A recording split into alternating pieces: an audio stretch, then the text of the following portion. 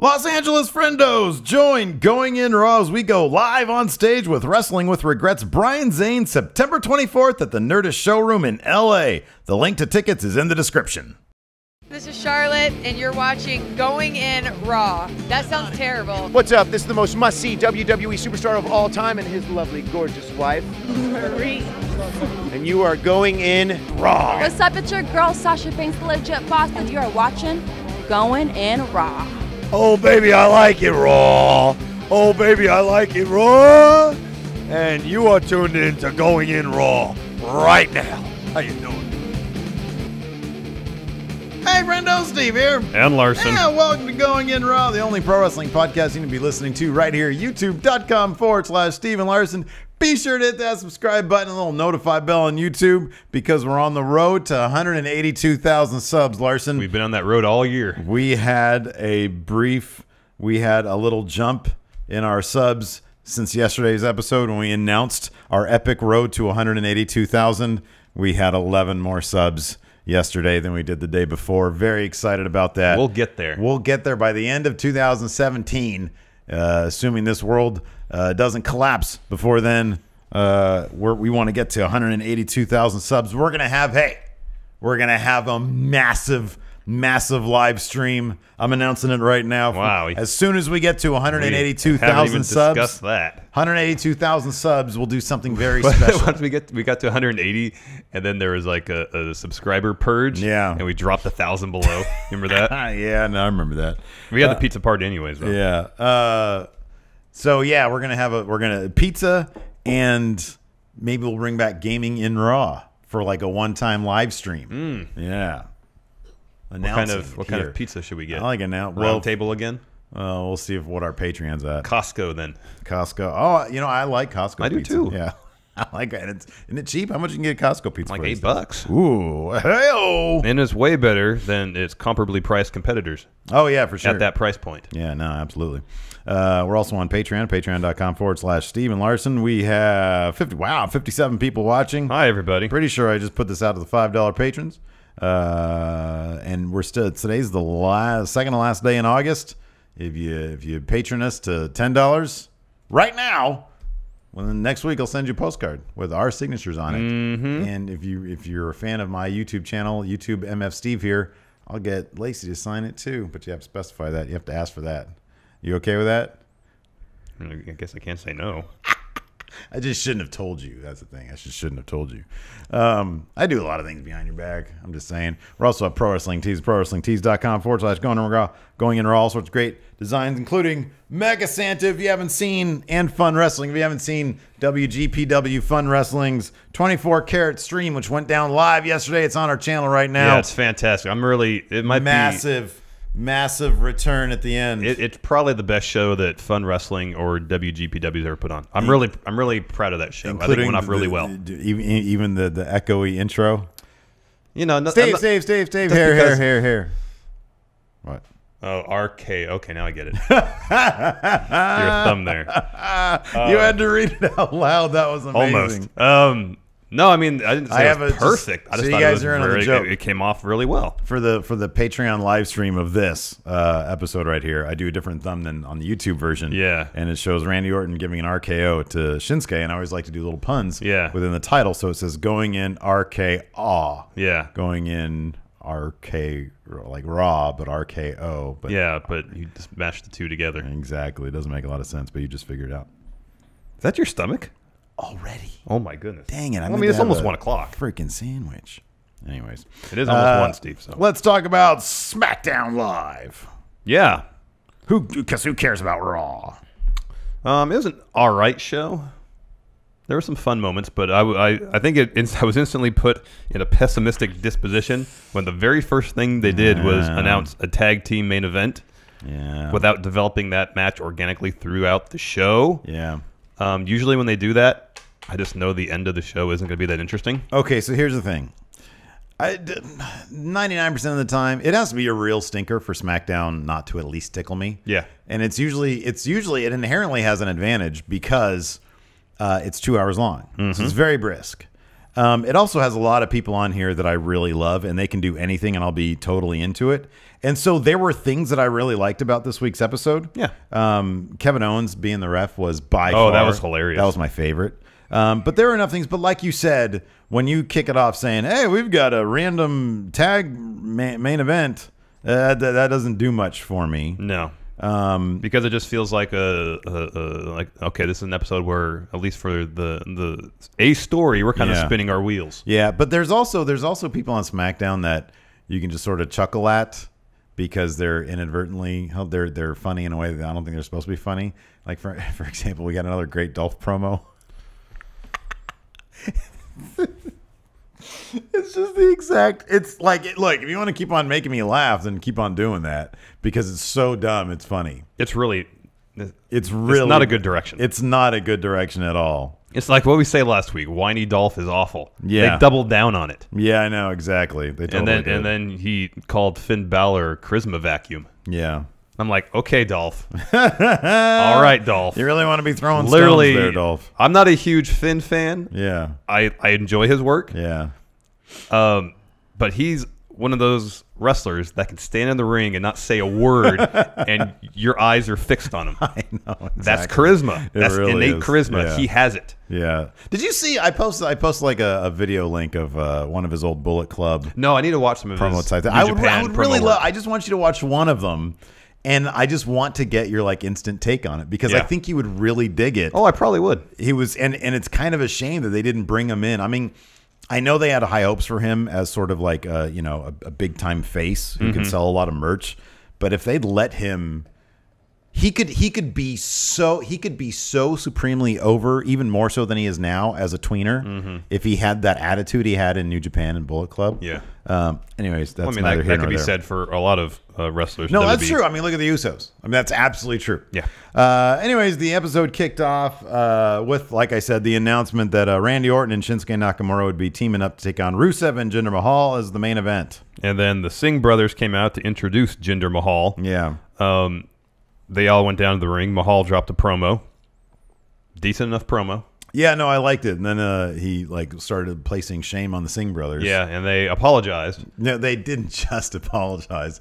This is the most profuse, like just dramatic, melodramatic apologizing, and it finished with them begging Jinder to allow them to kiss his champion feet. Yes. I thought it was great. It was pretty good. The Singh brothers actually did really well in this segment. They really did. They're great. So before they got around to kissing Jinder's boots, Shinsuke Nakamura's music hit. He gets over there. He instantly gets past the Singh brothers. Oh, like they were standing in front of him between him and Jinder, and he literally just did this. He parted them. Yeah. Exactly. Oh, that was great. And then so he starts brawling with Mahal. Eventually, Mahal and the Singh brothers get the upper hand.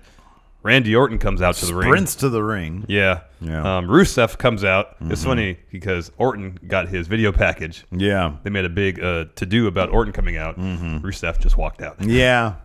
And so everybody's brawling. Rusev kicks Orton in the face, and then Mahal hits Nakamura with the Colossus. Yes. So the heels stood tall to end the segment. Nakamura's great, man. He sells everybody's finishers amazing. Yeah, he does. I mean, the RKO at the end of the episode. The RKO. He sold that huge. He sold Baron Corbin's End of Days really good, and he sold. Remember him selling Bobby Roode's Glorious DDT? Yeah. He sold it like $1 million. He's great. Right after this segment, they announced that next week on SmackDown, this is where things get a little interesting.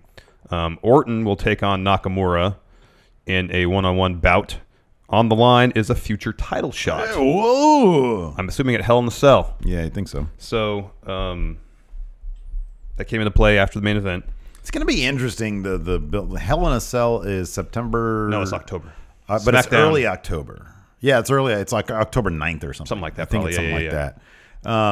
Yeah. They're going to need... See, that's the problem with the Hell in a Cell pay-per-view. Is that Hell in a Cell really needs to be like I totally got it for Sasha Charlotte. That made sense. Yeah. I mean, here I don't mean to interrupt you, but if they're going to do a Hell in a Cell main event for the WWE title, it makes more sense for it to be Orton and Mahal, right? Oh man, take whether you want to see it out of the equation. It makes more sense for it to be Orton and Mahal. Well, okay, like I don't know, in kayfabe, in universe. Yeah, that's what I'm talking about. But we're past that. Yeah, I know. So, yeah, no, I see what you're saying. But, you know, all the layers of, no, I mean, I see what you're saying. Because the only match right now on SmackDown that I could see being in Hell in a Cell, really, at this point, is Owens versus Shane. Yeah, sure. Oh, that'll be the main event. No, you're right. That's going to be the thing. Again, so Shane can jump off the cage. Oh, God, he's not going to. He can't do that. He can't do that again. Well, he could, but this time he'll actually connect with the elbow. Because he missed against The Undertaker. That's a terrible idea. God, you're probably That's right, what's going to happen, though. Oh, you're probably right. That's terrible. Anyways, next up we had the Ascension versus the debuting team of Chad Gable and Shelton Benjamin, who literally looks like he hasn't not aged a day. I do love that they're still referring to him as the gold standard. I thought that was the best Shelton Benjamin gimmick back in the day. Yeah, it was. I hope he grew up. I don't know. Maybe he, you know, 'cause he's old now. Maybe he doesn't have much of a hairline anymore. Oh, that could be. But I loved when he had his hair gold. Also, I thought it was great. That was great. The original Golden Power. Yeah, Shelton Benjamin.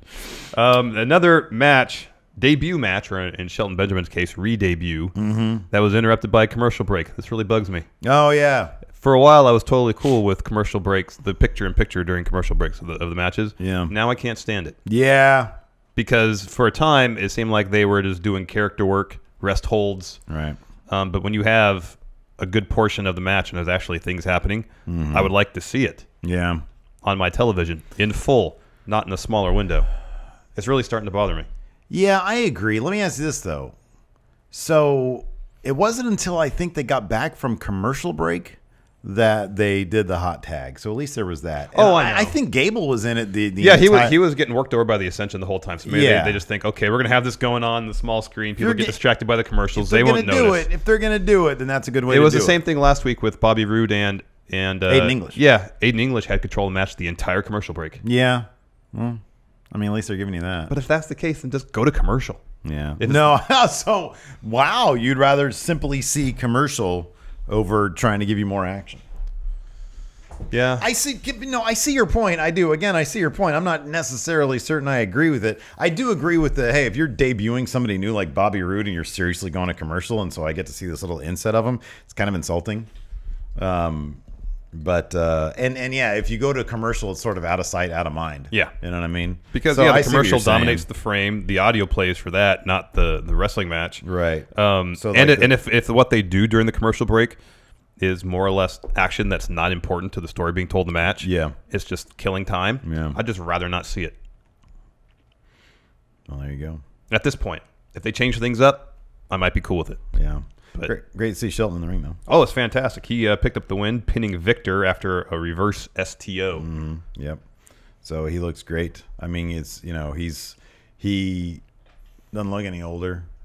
I wonder. Still moves really well. He still moves really well. Not quite as well as he used to. I mean, back in the day, it was insane. I mean, I'm not going to expect the dude to do the springboard off the top rope and clear the ring like he used to. Yeah. Like, you know, he used to go from one end of the ring to the next. I remember that Shawn Michaels super kick when he went all the way over and ate a super kick. It was amazing. I don't expect a man who's 40 years old to do that. Yeah. But what I hope is that his time, you know, around the world over the past 7 years has taught him a lot more about storytelling in the ring, because that's something that, as a performer, I imagine, you know, we've seen this with Ric Flair, for example. You pick up on storytelling a lot more, you know, to replace maybe the physical limitations that age will bring you. Exactly. And he's part of Suzuki Gun. He was. So what better mentor to learn under than Suzuki? Yes. Next, Baron Corbin interview. He seemed more engaged. He did. He is totally, number one, he's in punishment phase. Yeah. And number two, he's trying to work himself out of the doghouse. I need to work myself out of punishment phase. So, yeah, he totally seemed more engaged. A little bit of fire in his belly. And he was saying, I'm tired. People ask me, where's my briefcase? And so he said, oh, yeah. And then he said, AJ Styles has his open challenge. So you could just consider me now new U.S. champion. Yeah. Oh, man. Baron, I'm pulling for you. I really am. And even in his social media, he's been nicer to people. Oh, God, it's just so funny. It's just like, because it's so transparent what's happening. Oh, I know, but I'd rather have him do that and say, okay, admit absolutely to himself, take responsibility for his mistakes, correct his. I don't know if he's actually doing this, but at least put forth the appearance stage, like, okay, I'm learning my lesson. Yeah. I'm going to take responsibility for my mistakes and correct them. Yeah. And try to put forth better behavior on social media. Yeah. Put more effort into my job. Well, and carry myself as a professional backstage. But the thing is, no, and I agree with you totally, because we want people to succeed. The funny thing is, his character is so antithetical to everything you just said. He's a guy who's not supposed to give a damn, and yet we see him so giving a damn. It's fantastic. You would never see Brock trying more. Oh, no. You would never see him giving a damn. No. Oh, man. That's why it's so funny. It's so great. But I really do. I want him to do good. Yeah. I wish him well. Yeah, same here. So he exits the interview, and you kind of expect him just to walk straight out to the ring. So AJ Styles comes out for the U.S. Open Challenge. And pretty much as soon as he gets to the ring, Ty Dillinger's music hits. Yeah. And so he starts walking out to the ring, and then Baron Corbin comes out, upset. I'm like, dude, if your intention is to answer that challenge, you got to do that interview at gorilla position. Okay, this is a gold mine for gorilla position fantasy booking. Yes. This is awesome, because you think Baron Corbin just got done with his interview and he's walking to gorilla, and Ty's already there, sort of got his stuff on, ready to go. It's like, hey, man. Hey, man. But what it's are you doing here? You're not me. He's still a good 20 feet away, and Ty's like, hit it. And just goes to Baron, does this a couple times, and walks down. He walks out. And Baron full sprints out to try to. But the thing is, he doesn't go out there and right away attacks him. Right. He tries to convince him, like, hey man, you're not me. This is my spot. I told him to cue up my music. That's not your music. That's not my music. And Ty looked kind of put out, just a little bit put out. And then he shoved the crap out of Baron, who goes flying to the barrier, which made him look like crap. And he keeps on walking. It was great. It was fantastic. But eventually, Baron, does he get to the ring before the match? Because I think so. And then Ty or AJ sends him out, and then Ty goes to the ref, says, ring the bell, start this match now. Exactly. He doesn't care. Yeah. So the match starts, and Corbin is just kind of milling about outside the ring. Right, exactly. AJ beats Ty really quickly. I was hoping they'd give him at least 12 minutes, put on a good match. Hey, you know what? But in that 2 minutes, Ty, it was just a matter of Ty sort of overcompensating. There was a little bit of story there. Oh, no, there was. There was Ty rushing to get the match started and rushing to get to win the title before Baron could get involved. I understand that. Exactly. And I understand the story, and I like that aspect of it. In the end, it cost him because he tapped out to the calf crusher. As soon as the match ends, Corbin gets in, he attacks Ty. Corbin gets in the ring, and AJ hits him with a forearm. Yeah. Corbin leaves. So Corbin leaves, and he's just absolutely furious. I want this to happen like every week until Hell in a Cell. I know. Everybody just barely makes it to Gorilla before he does. No, man, I'm sorry. I'm here already. But you're not me. You're not me.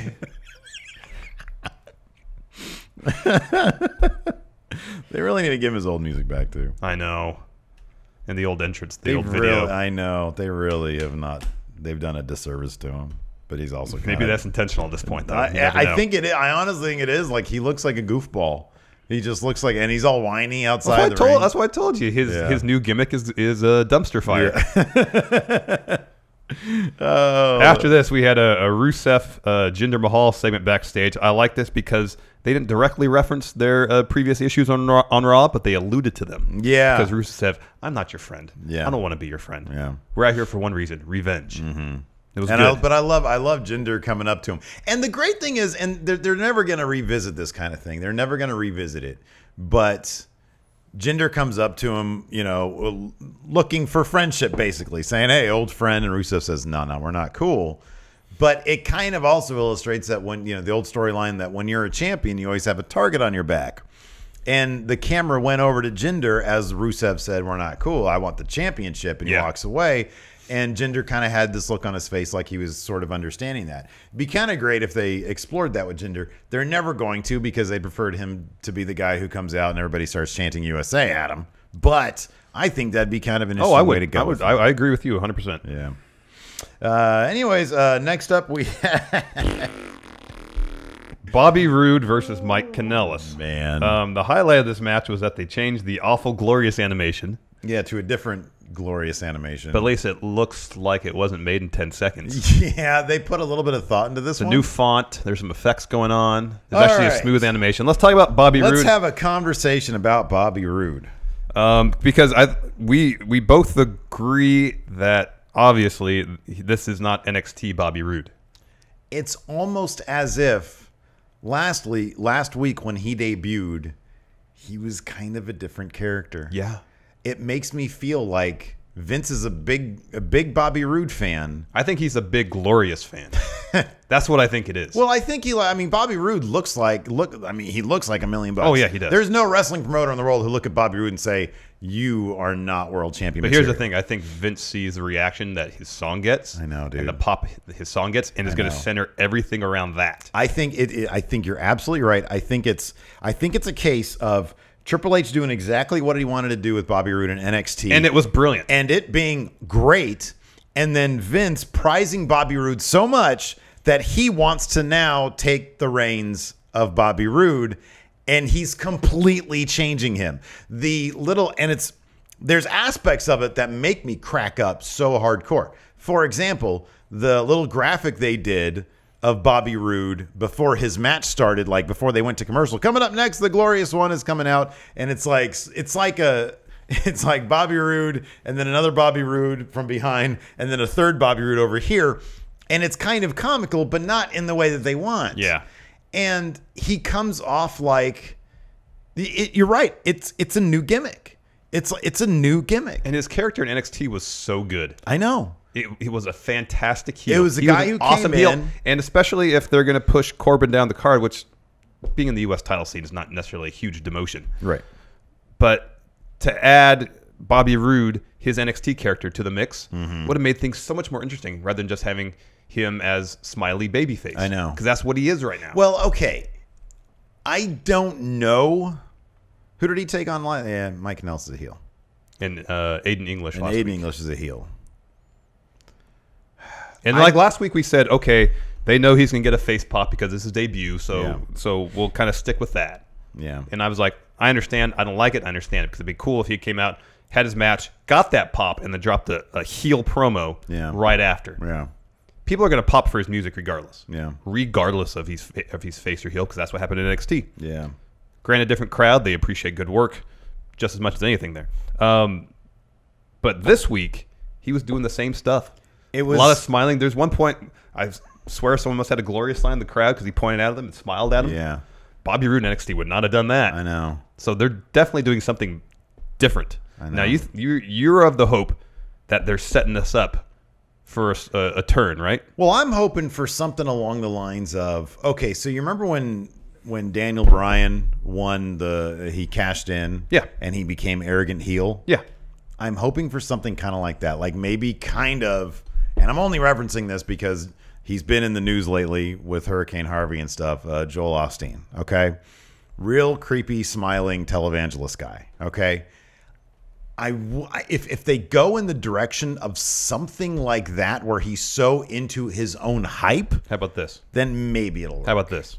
He's so devastated from losing the NXT title that he puts up this facade. Oh, I mean, immediately I love it, but that's never going to be the case. I know. Yeah, I know. It'd be great. That would be interesting. Yeah, it'd be fantastic. He's like, okay, I'm going to put up this facade that everything's cool, that I'm smiling, I'm happy, I love the fans. Yeah. But inside I'm crushed that I lost that belt. I just think he's doing it, and it's my hope, but I'm much more pessimistic about how I think it's actually. I honestly think that this might indeed. My fear is what you're saying, in that Vince is simply doing a glorious baby face, and that's what he's going to be. My hope. Actually, my worst fear is that they don't know what they're going to do with him. Yeah, that's the worst possible scenario. That's a very distinct scenario. Because I think if they go to Bobby and say, okay, this is your character now, you're this you know, a happy, smiling, glorious babyface, that he is talented enough to say, okay, I'll do this, I'll make it interesting. Yeah. I think he is that good. Okay, But if they say, oh, all right, Bobby, we're going to play your song, we're going to focus on that a lot, do your pose a lot, that's it. Here's a scenario I could see happening, and I'd be okay with it. Here's where it could work. And I'm not going to say that they're going to do this, but I could see it happening. It wouldn't surprise me. So right now he's obviously going on a tear through jobbers. Okay, Mike Kanellis, which by the way is like one of the biggest missed opportunities. I know, because their debut, like and you guys remember the live stream reaction. I was like, oh my god, this is terrible. But then when I went back and looked at it, I was like, no, this is right for all the wrong reasons, or wrong for all the right reasons, whatever you want to call it. I thought it was a great opportunity. Bottom line. So he's going through these jobbers. AJ's doing the open challenge, right? AJ is like the perfect babyface. People will cheer him no matter what. Yeah. So what better first belt to go after, of course, than the U.S. title? Makes all the sense. In an open challenge. At that point, you can bring back NXT Bobby Roode, because he's gone through, he's done this, he's tearing down all these heel things. You can go in there with AJ, and he's being arrogant, glorious guy, because you can't go anywhere. You cannot go anywhere else with that. You can't give him the WWE. You can't have him be a face like this much longer. I mean, he'll tear through some heels, and then he'll answer the open challenge, and he'll cheat, or he'll take a chair to AJ or something. He'll show his vicious side, and it'll launch them into a promo. Maybe he'll. I'm hopeful. Yeah. Now I'm hopeful. I'm hopeful that's going to happen. Because, I mean, what's the end game here? What's the end game? Who's he get? Okay, let me ask you something. He's tearing through heels. Let's say your scenario, and they don't know what they want to do with him, but they have to do something with him. He's tearing through these heels. What's next? Who's he going to fight? Baron Corbin? After Baron's done with AJ, yeah. That would have to be it. And then like Rusev? And he's just going to keep on being smiling, and then after smiling Bobby Roode? After Mahal drops the belt, Mahal. I mean, it's funny. They get on, they talk about, well, was the Daniel Bryan yes chance? Was he getting were the yes chance over, or was he over? Obviously, he was over. Yeah. I mean, in this case, they're setting it up so that it's just the glorious thing and not him. I know. We're in NXT. He was over. It was him. Yeah. So, I mean, they referenced his time in NXT once just in passing the interview last week. Yeah. But, I mean, it seems it's such a disconnect to have him show up on SmackDown being a completely different character, not to reference his time in NXT really in any significant manner. Yeah. So, I mean, that's kind of like the whole point we've been saying, or one of the whole points, especially for him, of people going to NXT, is to develop a character and a brand. And then to build it up enough so they can transition to main, and people, maybe not all of main's audience, but a large portion of it will be familiar with this wrestler. Yeah. I'm hoping, you know what? I'm hoping they just mirror his NXT thing, because his NXT thing, he came out to the glorious theme, and then he dropped a nasty heel promo. Yeah, which would have been great if he had done that last week. No, I know, but maybe they're just thinking, hey, let's get all the face pops out of the way. Let's get all the face pops out of the way, because we know that's going to happen. We know people are going to be excited for the NXT transition to main debut. They love doing the glorious thing. They love all that stuff. And maybe all the smiling during the match is them just saying, let's just get all this out of the way. Let's make him as ridiculously babyface as possible, because it'll make his turn even more effective. Then I would like to hope that they have a plan in place. I don't really feel like they do. I feel like it can go. I think that it can go either way. I understand. I mean, every plan can change. No, I understand that 2 weeks is a very small sample size, but like if he'd had another interview last night and gave us a hint at something, maybe. Well, the week before he said had a short promo. I know. Talked about box office. Yeah, that kind of echoes what he wanted with NXT. A little. What was his promo like last night? He didn't have one last night. Oh, he didn't have one last night. Okay, and they referenced the box office thing. So. Shades of what he wanted for NXT. Little bit. It's just the thing with NXT, and I still maintain it's kind of odd about the thing about NXT, is that he never really saw his plan develop to fruition. He never carried through on that original thing. Oh, I know. I want to about bring having NXT. CEOs in the front row and all that stuff. Yeah, I know. They never really referenced that. I mean, they can't really. They can have. They're going to plant a bunch of people in suits sitting in the front row. Oh, no, I don't know. I mean, there's a story to be told there. I don't know what it is. I'm just saying there's a story to be told there. He set it up, and they never brought it back. Yeah. Anyways, he went over with the glorious DDT. Yes.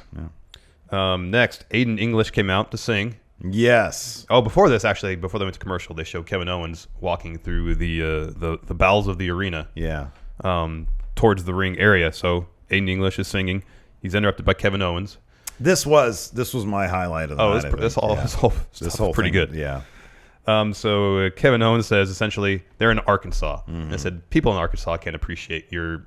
I can't remember the exact terminology He said these hillbillies yes don't have it's something like don't have the intelligence or culture to appreciate your singing. And he says so why don't you leave and let me take over? And Aiden English does this and says something to him. But then Kevin Owens, in true bully fashion, says, "I'm not going to ask you twice." I know. So he was like being nice to him, but he was basically just saying, "Get out of here." Yeah. Get out of the ring. So anyways, he starts cutting a promo on Shane McMahon. They roll the footage of Shane, you can call it screwing him over, taking over for Baron Corbin, who left, and getting the 3 count on Kevin Owens, where he lost his U.S. title match against AJ Styles. Cuts back to Kevin Owens, and he starts calling out Shane McMahon, basically saying, you can't do this. Your refereeing is terrible. It shouldn't have mattered when he counted 3. Shane McMahon comes down. He goes through the situation, explains why he did what he did. Well, he said, Kevin, you picked your own referee. It was Baron Corbin. Baron Corbin quit. So essentially, he was saying, don't take it up with me. Take it up with the referee that you chose. Yeah, exactly. And he says, you're not. He says, get out of the ring. The match that's going to happen right now is Aiden English and this man right here. And it's Sami Zayn, of course, rubbing it in Kevin Owens' face. It's his old best friend. The guys have tons of history. He comes out. Sami Zayn has a little extra stank on his face. Kevin Owens has to leave. But instead of leaving, Kevin Owens goes to commentary, which immediately is great. Yeah. The match kicks off. Kevin Owens is laying into Byron Saxton for one thing and talking about how crappy the refs are. So he says, you know what? I can't stand this. I'm speechless. I'm done with this. I'm going to take over now. So he goes in there. He takes the ref's shirt off, puts it on himself, and he starts reffing the match. Sami Zayn's not really paying attention until he gets up to the second turnbuckle and looks like, what are you doing? And Kevin Owens goes, I'm the ref. I'm the ref now. It was great. So anyway, Sami Zayn goes down there. Kevin Owens ends up he starts reffing for a very short period of time, and then he just tosses Sami Zayn into gives him a power bomb. Give him a pop-up power bomb. Counts a really fast he tells 3 count. Aiden English to pin him. Yeah, exactly. And then he does a fast 3 count. Aiden English picks up the win, which was hilarious because and a couple of people noted this on Twitter, and I was like, oh yeah. It was like, did Aiden English get new theme music? No. We've just never heard it. Oh, that's true. Because he's never won before. Because I was like, true. what? No, he beat Ty in a pre-show. Oh, yeah, but I don't remember the music. I don't either. I don't remember the music. That's funny. That's right. I was so busy gloating, I think. That might have been, was that the pre-show where we weren't listening? Could be. Okay, that could have been the thing. Maybe he does have new music. Maybe it's just music that we hadn't heard before. I don't know. Went to commercial. We came back. Shane McMahon interview, and he was saying in interesting fashion that in this case, the referee's decision does not stand. This match will be wiped from the record books. Yeah. Never happened. Never happened. So sorry, Aiden English, you do not get another win. Then after that, Dolph Ziggler gave an interview. What? So I thought this week he was going to debut all of the gimmicks. Yeah, his gimmick of every gimmick. His gimmick of all his gimmicks. But instead, all he did was go on this long spiel about... It was kind of more of the same from last week. Yeah. And then he called Finn Charisma Vacuum. Yeah, so that was weird. Yeah, it was really long. At one point, he almost got lost by saying the word fancy. He said, come down with a fancy robe. It made me laugh. But I don't know. It was just... I don't know. It's so bad, but I was cracking up because it's not good. It's not good. It's not good. It's so bad. So I wonder. I'm still just dying to know. I mean, that's one thing. I'm dying to know what it's going to be. But not for the reasons they hope you are dying to know. Yeah, I don't know what they're hoping. I don't know what they're hoping. I want. I mean, we're expecting a train wreck, right? Yeah. Yeah. Yeah. It has to be a train wreck. Okay. Here's what I think it's going to be. Well, let's speculate. Okay. How about this? I'll tell you what I think it's going to be. You tell. Go ahead. You go first. Okay. Same time. 3, 2, 1. It's gonna be black talking trunks, a lot. black boots. I think he's gonna be walking down. I hope it's what you're saying. Like he just goes simple. Yeah. I hope that he just comes. I actually hope it's gonna be that. I think he's just gonna be coming down the ring talking a lot. I don't know what he's gonna be saying. I mean, if they want to bury Dolph, that's how they do it. Well, they're already doing that. I mean, like super bury him. Like essentially ending his WWE career. Like none of the gimmicks. Like he's the absence of gimmick. Yeah. He cuts his hair real short. Yeah. He's a young lion, essentially. No elbow pads, no knee pads. His gimmick is young lion. He can only do a handful of moves. He can't have any signatures or and finishers then, like, yet. during the other matches, he roams around learning. And he sets up the ring before the card and all that kind of stuff. That's perfect. He's young lion. That's great. Next, the New Day versus the Usos. It's good to see Xavier Woods out there. Apparently, he just has an MCL sprain. And he was telling us all because, he said that in his, on a live stream of his for Up, Up, Down, Down. He had a sign around his neck that just said, "I'm sore." Yeah. Or "It's sore." It's sore. Yeah, so he's going to be okay. That's good. It's good to hear that he didn't have any significant Apparently, Becky damage Lynch to the said knee. that she had something similar and she was only out for like a month and she still was able to wrestle like for some of that. Yeah. So he had a knee brace on. So it was Kofi and Big E against the Usos in a non-title match. But the winner of this match did get to pick the stipulation for their title match. I'm assuming at Hell in a Cell. Yeah. It would be interesting if it's Hell in a Cell and the stipulation is not Hell in a Cell. yeah, we're at Hell in a Cell. You get to pick your stipulation. Anything but Hell in a Cell. TLC. I know. Iron Man match. You think it's going to be something silly like a Uso penitentiary That's match? exactly what it's going to be. That's the first thing I thought. Maybe they'll do this. How about this? They'll have a regular steel cage, and then outside of that will be Hell in a Cell. That'd be good. That will be the Uso penitentiary match. I like it a lot. And then we can't see what's going on inside. I know. The thing is, they don't need a stipulation. I mean, it'd be great if it was like 2 out of 3 falls. Yeah. But they've been putting on such we're always hopeful awesome for. matches during the course of this entire feud that they don't need like a no DQ match or anything like that. Yeah. But maybe that's how they want to just kind of put a wrinkle on their feud, because I think for this whole time it's just been, standard wrestling rules. Anyways, I believe it was Jimmy Uso picked up the win over Kofi with a roll-up and a handful of tights. Yes. Another fun match between these two teams. Yeah, no, I love it. Next up, we had James Ellsworth interviewing Carmela because what's-her-face was there. I think Dasha was there. And he told her to scram so that he can interview Carmela. Carmela was upset with James Ellsworth because last week he spoiled her plan to cash in during the tag match. Natalya shows up with the the world's best championship and an awesome new shirt. And a great new shirt, yeah. It's like got a cat on it with lots of great colors. Yeah. Paws out, claws out, something like that. I think paws up, claws. Paws up, claws out. I don't know. Paws up, claws up? I don't remember. She's great. Nobody's going to buy it. Anyways, and then Natalya said Carmella's going to be the Baron Corbin of the women's division. Oh, that was great. And Ellsworth. Oh, Ellsworth sold that amazingly. Gosh. That was fantastic. Both of them did. Carmella looked like she was trying not to laugh. You're the Baron Corbin. That's good. Because she turned away and had to do something like that. That was pretty funny. So Carmella and Ellsworth leave. Naomi comes in. Oh, Carmella versus Natalya next week. Yes. But that's not like her cash-in, right? No, it's just a match. That's just a match. Naomi comes in and says in 2 weeks, Natalya will have to defend the title against her. For her rematch clause. Yeah. Yeah, so she's going to have a long 2 weeks. Next up, we had a Lana promo. So what they're doing with this Lana Tamina program is they're just doing the Rusev thing all over again. Well, kind of. I mean, in the terms of like Lana's role, kind of.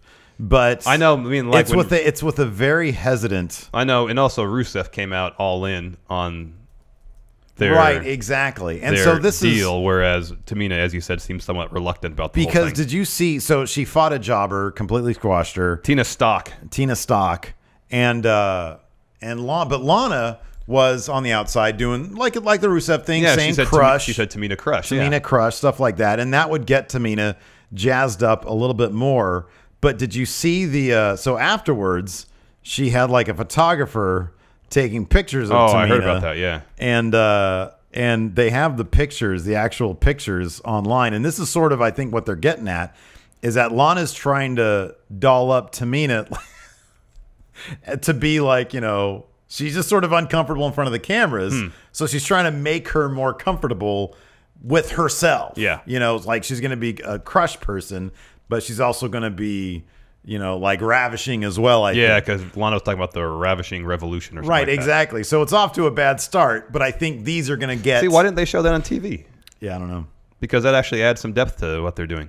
Because on TV it just came off as, they're doing the Rusev thing again. Right. Did they not show all this on TV? Not that I recall. Oh, okay, because I just know. Yeah, I kind of tuned out a little bit. I noticed this when I was looking through the pictures and stuff. But I thought that was hilarious. But yeah, you're right. Maybe they will bring this up next week. Maybe that's the thing. Could be, or maybe this on their YouTube channel. Yeah, that could be too. But anyways, yeah, Tamina went over the jobber with a super kick. Tina Stock, sorry. Next up, we had season 2, episode 1 of the Fashion Files. Yeah. This was good. We still they were trying to solve the 2B. The 2B still, and then they turned on a black light. Yeah, they went through some new crime fighting tools that their crime lab gave them. Yeah, one of them was a title. No, it's just a belt. Oh yeah, it's a belt. They made that joke. It's great. It's fantastic. And then so they took the black light. And they start shining on their shirts. There's the one thing that made me laugh. The one thing that made me laugh more than anything in this segment, because it was a good segment. The one thing that made me laugh more than anything was God, I just snotted. Was when Tyler Breeze, one of his crime fighting tools was friendship bracelets. Oh yeah. And he said Fandango put it on and says, "Get on the friendship. All aboard the friendship." Oh God! Well, just even that little throwaways are so great. That gag where Fandango put on one pair of glasses, he gets 2 other ones. Yeah. He's just talking, he just casually puts the other one. You know exactly where that's going when he's a handful of sunglasses, but it was still funny because delivery is so good. I know, he's such a great. They both have great comedic timing. But the whole they took the black light flashlight out, and they were kind of shining it around the room, and there was some arrows on their evidence boxes. Yeah, pointing, which at first seemed to be in a triangle. Mm-hmm. Arrows pointing at each other, and then Fandango repositioned one. It was pointed towards the 2B sign they made.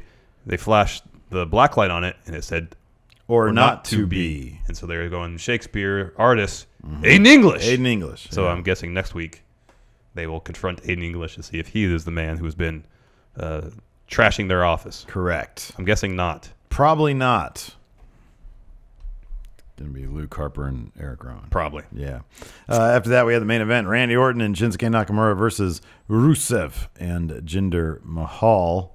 Started out with a brawl on the outside. Commercial break, came back. Pretty standard tag match. Yeah. Got interesting. Nakamura pinned Rusev after Kinshasa, but afterwards when things got a little interesting. Because Orton and Nakamura just like talking in the ring. Very friendly, cordial, and casual. Yeah, I really want to know what was being said right there. There was a laugh, I think. It did. Yeah, there was. It did seem very like, oh man, you see what happened over there? Did you get that one spot that I was talking to? No, I missed it. Oh, that's okay. Yeah, exactly. And they're like, oh, that's fine. Don't worry, we'll get it next then time. Bang! RKO out of nowhere. Yeah. Diamond cutter out of nowhere. It was good. I liked it. And again, Nakamura sold the crap out of it. Yeah, he looked like it landed right on his face. It looked fantastic. Everything he does, like every move he takes, it always just looks like he dumps himself on his head. It's kind of crazy. Anyways, let's answer some. Oh, you know what I haven't done? I did not do this yesterday. Yeah. New pledges. Oh, crap. I'm just getting in it. There we go.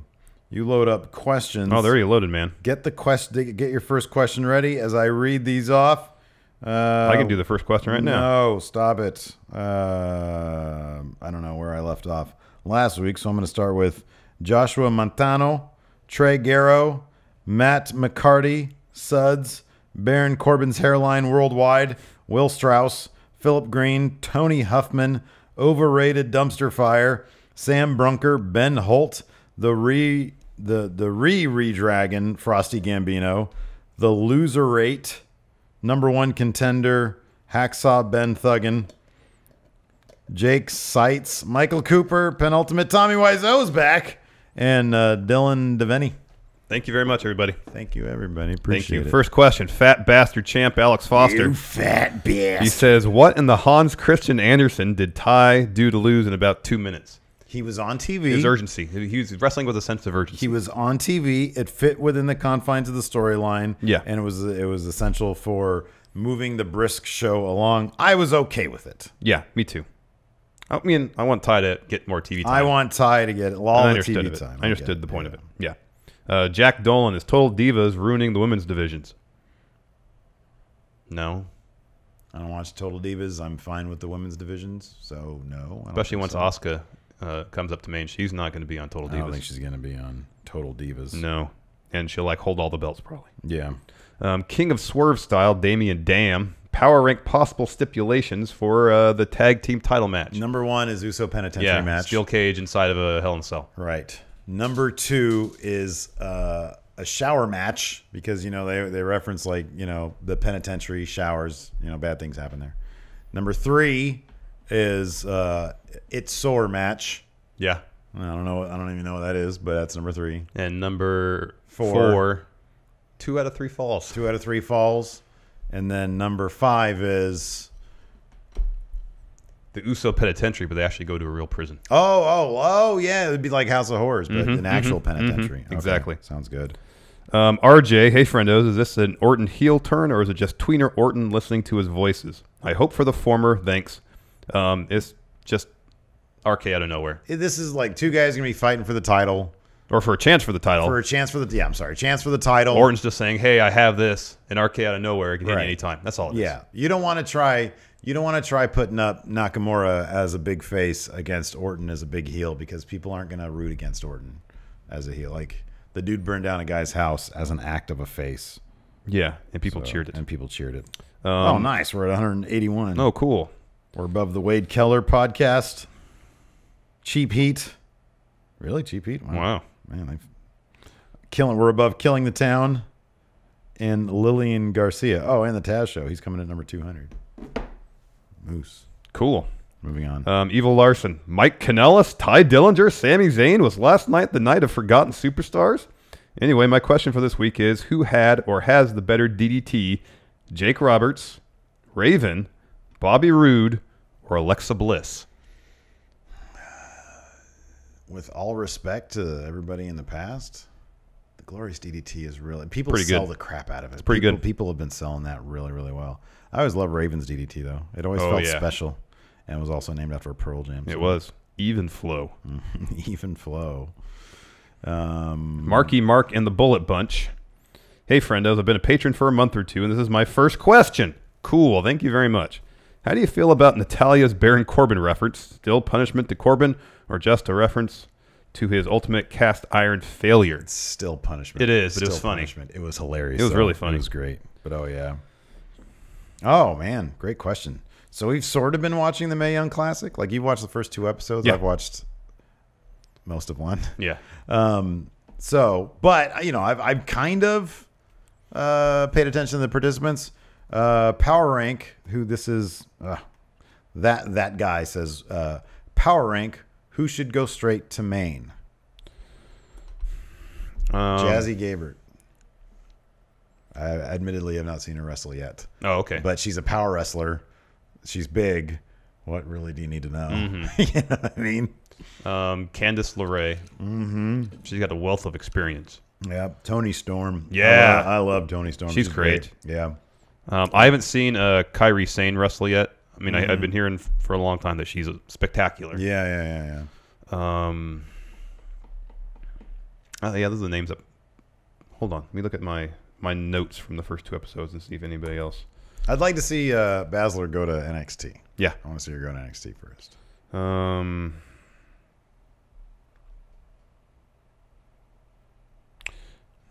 Yeah, that's it for now. Okay. Rhea Ripley had a good showing. Oh, yeah? She's only 20, but she carries herself like really? she's been wrestling for a while. Interesting. Like she comes out with a lot of confidence.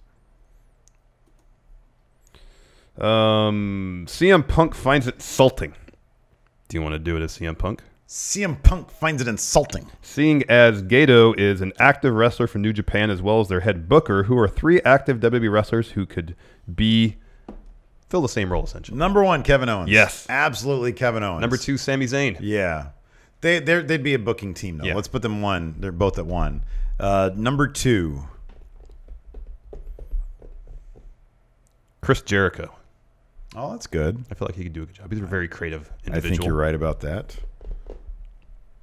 I'll give number 3 to Dean Ambrose. He seems to have a mind for creative things on that Stone Cold make podcast. WWE into CZW. Exactly. I love it. Dick Knuckle asks, whatever happened to the Slammies? They trot out the Slammies just sort of whenever. They didn't do it last year, did they? Or did they? I think they did. It's usually towards the end of the year. Yeah. Oh, is it? Yeah. Is it? Yeah. Okay. It's always, or the last couple of years at least, it's been December. They trot them out like Yeah. whenever it sort of suits them. Whenever they need like a little bit of a radio, if they have nothing else going on.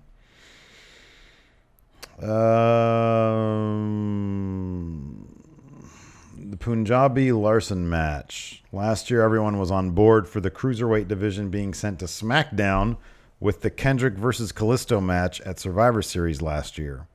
Would you like to see the Cruiserweights on SmackDown now? There's not time for them. There is zero room for the Cruiserweights on SmackDown. Nemo, the Universal Kidney Punching Champion, do you think the WWE is oversaturated? If so, what would you do to help with the influx of talent? Is it oversaturated? Do they have an embarrassment of riches? Yeah, I mean, but that's not really a. You can't really. That's not a bad thing to have. Yeah, I guess it's not a bad problem to have. Right, exactly. What would you do? Potentially add another hour to NXT, add another hour to SmackDown. I mean, I know it would turn SmackDown into a slog. Potentially. But what else can you really do? Especially once they start bringing up in a year or two Adam Cole. Oh, my gosh. You know, all Aleister Black. Mm-hmm. The releases, I mean, here's the thing. The releases are going to be like jaw-dropping at that point. It's going to be like, really? They got rid of him? Yeah. You know, but they got rid of Dolph. He's been around forever. I know. They got rid of Ty Dillinger, really? Yeah, Patrick Sparks kind of echoes with this question what we were talking about earlier. Is Corbin's new gimmick going to be him attempting to accept AJ Styles' U.S. Open Challenge only to be beat to the ring by other superstars? I hope so. He can't saunter fast enough, so he loses opportunities. I think that'd be hilarious. Dylan Devaney. Hey, friendos, new patron here. Thank you very much. Given the social media back and forth between Ambrose and Rollins and the Usos, it's possible WWE is building to another brand versus brand scenario at Survivor Series. If this is the case, what kind of cross-brand matches would you like to see at Survivor Series? They actually made the Team Raw versus Team SmackDown match last year fun. Mm-hmm. You know, it'd be great. And the build was good. What I'd love is to see AJ come out and do his open challenge to anybody on the Raw roster that wants to fight for my United States Championship. And have Finn Balor come out. And have Finn come out. Yeah. Exactly. Yeah, that'd be awesome. That'd be fantastic. So Tommy T has a question here. He says, my question is with you guys constantly insulting most of the Ruthless Aggression era, even though you both say that's when you both kind of stopped watching. When do we insult it? Okay, so we say that we kind of tuned out during the time that MVP was hot, Mr. Anderson was hot, Kendrick and London were around. So it's kind of like late Ruthless Aggression. That's more PG era, though. That's more like, that's sort of early PG, late Ruthless Aggression. We are quite upfront with our admiration of Edge and his ability to constantly do neat things. Yeah. It's just there was a lot of weird, it was like post when, like, remember when they had like an embarrassment of riches when the WCW guys were there, the NWO, Hogan, all that stuff. So it's kind of after that. But then, like, when Cena was kind of making his mark, like, I like like, you know, when it was Benoit, Guerrero, JBL, Cena, Batista and Triple H are doing their thing. I was into it then. Yeah. That was firmly Ruthless Aggression. But like during the later days, like 2007 to 2010 or so, that's when I tuned out. And that's when it was, you know, right, you look at WrestleMania 27 and that's like the perfect example of when we were like, this is not good. Like the Miz is the champion. And you know, we love the Miz. And I kind of feel like his championship reign was a bit underrated at this point, but it still wasn't good. But anyways, the question is, why do you guys never review previews? I think pay-per-views. Pay-per-views. We did Armageddon 2004. Yeah, that's true. I think we've done WrestleMania 27 before. We might have done that with Dan. With Dan, maybe, yeah. I think we were going to do December to Dismember. But then I started watching. I'm like, this is just kind of boring. I don't want to watch this. So I don't know if there's recommendations from 2007 to 2010, if that's the era you're talking about when we kind of dogged it. But I think that's more like we did WrestleMania 25 too. When did the WWE PG era start? Let's see if there was like sort of an official consensus. Summer 2008. While no true start date was given, the July 22nd, 2008 episode of SmackDown was the first show that would use a PG television rating as opposed to a PG DVL rating. That's kind of interesting. Maybe this week I'll say we'll do like the start of the Attitude, start of PG, Start of Ruthless Aggression. start of That'd be interesting. little aggression. And And he said, "Is there any chance we'll ever do old TNA reviews?" The only thing about our going in reviews, we want the point of entry to be just the WWE Network, and so that makes it available to pretty much everybody in our audience because generally, I think most of our audience has the network. yeah. So that would sort of Yeah, I think the point of doing the retro reviews is not just for us to watch it, but for everybody else to get a chance to watch it too. right, exactly, and experience it with us. Yep. Let's do a couple more. Okay.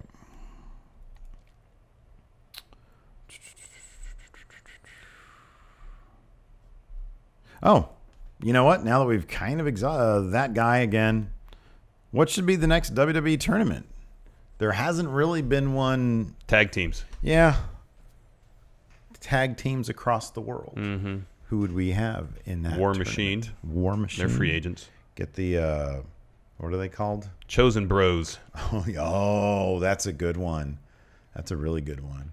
I mean, look, the obviously, Chris brothers. Obviously, we try to say the Young Bucks, but well, number one, they're signed away. But Well, just till the end of next year. yeah, I know. Chris brothers. I don't know how long they're signed to GFW. They're signed to GFW. Hopefully they got in those 6 months contracts. Yeah. Let's see here. Who else? I had some on my mind. Oh, what do I wonder? Since we're just kind of Intergender, world's cutest tag team. Yeah, that's good. I was gonna say the Unbreakable Effing Machines, Brian Cage and Michael Elgin. Oh, wow, that'd be good.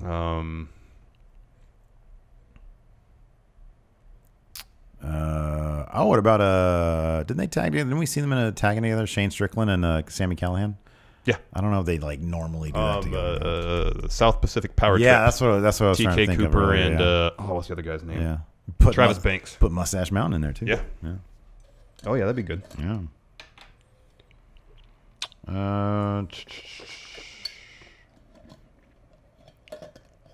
Okay. Matt Chapman. They're still calling Ty Dillinger's finisher the tiebreaker, even though it's a different move. I know they've done this before, Dirty Deeds being one example, but I think they should have changed the name. My suggestion would be 10 for the win. What would you call it? Another finisher names you would change? I like 10 for the win. good. That'd be good. That would be good. He hit the 10 for the win. And every single time, I would just chuckle. Yeah, I would too. I'd probably start humming the theme song to myself. Doon, doon, doon, doon, doon, doon, doon, doon. And it's weird because I think a lot of people don't know what we're talking about right now. I know. Could be. Maybe. Maybe not. Who knows? Who knows? Did he ask what other moves? Is there more, or is that it? I think they should have changed his name.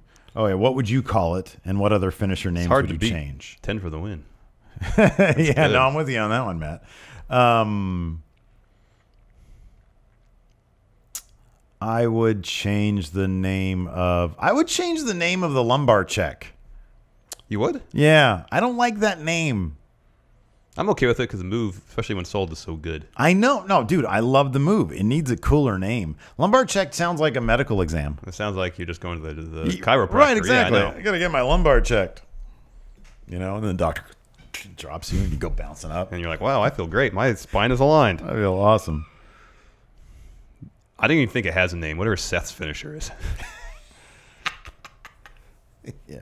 What do they have? The ripcord knee trigger? Something like that. It seems like such a placeholder right now until they can find something better. Finisher or name? Both. I'll be honest. Might be an unpopular opinion. I hate that as a finisher. I really do. Yeah. Like he can't pull it off like Okada pulls off the Rainmaker. No, but I mean, like if he was allowed to, because I'm sure he could probably physically do it, deliver it like Kenny does his knees. Oh my god. It'd be totally believable. Yeah, I know. But since he kind of has to hit him in the shoulder. Yeah. I don't know. Anyways, let's do trivia. Yeah, let's do trivia. Today on trivia and later on in chat trivia for patrons only. Are you ready? Classic and Attitude. Starting with Attitude, apparently. Attitude first. Who defeated Big Boss Man, Prince Albert, Midian, and Viscera in a 1-on-4 elimination match at Survivor Series 99? Survivor Series 99. 99. It was who? Midian? It was the Ministry. Boss Man, Prince Albert, Midian, and Viscera. So it was a corporate ministry. Okay. Boss Man, Midian. So I'm just gonna say it's not gonna be that. I'll say Stone Cold. Well, All right, fair enough. that was big events. The big show events. Oh, okay. Well, again, big events. Who defeated The Undertaker in a Buried Alive match at Survivor Series 2003? Kane. You're buried alive. Vince somehow beat. I'm sure weird. Kane probably helped. Yeah, championships. Who did The Rock defeat for the WCW World Heavyweight Championship at SummerSlam 2001? Booker T. Yeah. Championships. Yes. At Vengeance 2001, who won both the WCW and WWE championships, becoming the first ever undisputed Chris champion? Jericho. Baby. Superstar bio. What superstar hit #1 on the New York Times bestseller list with his autobiography, Have a Nice... Mankind. Well, it says Mick Foley. Okay. Yes, Mankind. Put up your finger. Superstar bio. Superstar bio. What WWE diva used her Widow's Peak maneuver? Oh, that was Victoria. Wow. Look at you. Big events. Man with a brain. Big events. Who teamed with Hulk Hogan to challenge Money Inc. for the World Tag Team Championships at WrestleMania 9? WrestleMania 9. Brutus the Barber Beefcake? Yep. Nice. Big events. What former rival of Andre the Giant was the special guest referee for Andre's match against Jake the Snake Roberts at WrestleMania 5? Former rival of Andre the Giant, special guest referee against Jake the Snake, WrestleMania 5.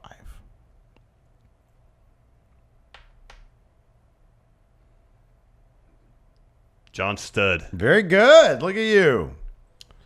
Championships. Championships.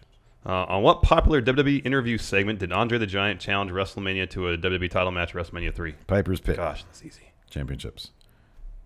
What north of the border tag team won the World Tag Team Championship 3 times between September 93 and March of 94? North of the border, you say? Canada. No, I know that. Not north of like the Texas border. The Quebecers. Very good. Superstar bio. What superstar did Jake the Snake Roberts tie up in the ring ropes and attack with the vicious King Cobra in October of 91? Macho Man. Yeah. Yeah. Ooh, we could tie. Oh. When that's ever happened. Tie. 10. Superstar bio. Who teamed with Earthquake to form the Natural Disasters? Earthquake and Typhoon. Very good. Look at that tie. Tie. Combined Tie. score 10. 10. We got 10 for the win. All right, anyways. That's it for the show today. Thanks, everybody, for tuning in. We appreciate it. Patrons, stay tuned. We're going to do Chat Trivia. Till next time, we'll talk to you guys later. Bye.